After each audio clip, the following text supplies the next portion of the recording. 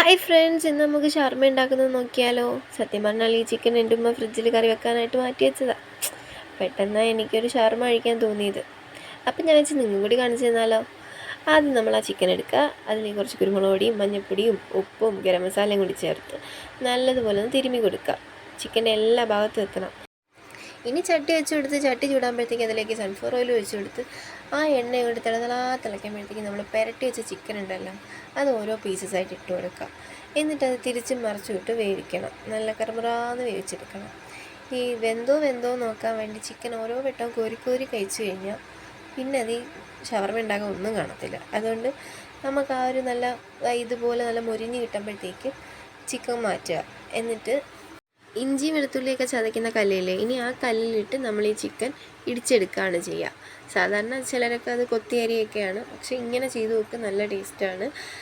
അതിൽ നിന്നിട്ട് എല്ലൊക്കെ ഇഞ്ഞെടുത്ത് മാറ്റുക. അതിനുശേഷം അതിലേക്ക് ഫില്ലിങ് വേണമല്ലോ.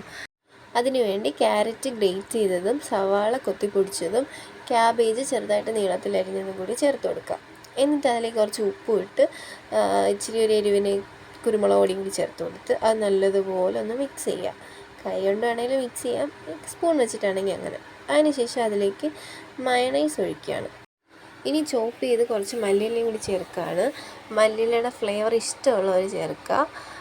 അതിൻ്റെ ടേസ്റ്റ് ഇഷ്ടപ്പെടുന്നവർ അതും കൂടി ചേർത്തിട്ട് നല്ലതുപോലെ മിക്സ് ചെയ്ത് കൊടുക്കുക. അതിനുശേഷം അതിലേക്ക് ചതച്ച് വെച്ച ചിക്കൻ ഉണ്ടല്ലോ, അതും കൂടി ചേർത്ത് നല്ലതുപോലെ മിക്സ് ചെയ്ത് കൊടുക്കുക.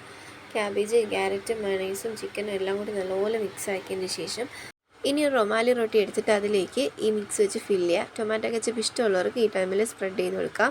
എന്നിട്ട് ഒരു റൊട്ടിയുടെ ഒരു സൈഡിൽ നിന്ന് ഇങ്ങനെ ചുരുട്ടിയെടുക്കുക. എളുപ്പം ഉണ്ടാക്കാൻ പറ്റുന്ന ഹോം മെയ്ഡ് ഷവർമയാണ്. എല്ലാവരും ട്രൈ ചെയ്ത് നോക്കണേ. എൻ്റെ ഈ കുഞ്ഞു ചാനൽ ഇഷ്ടപ്പെട്ട എല്ലാവരും ലൈക്ക് ചെയ്യുക, സബ്സ്ക്രൈബ് ചെയ്ത് സപ്പോർട്ട് ചെയ്യണേ. താങ്ക്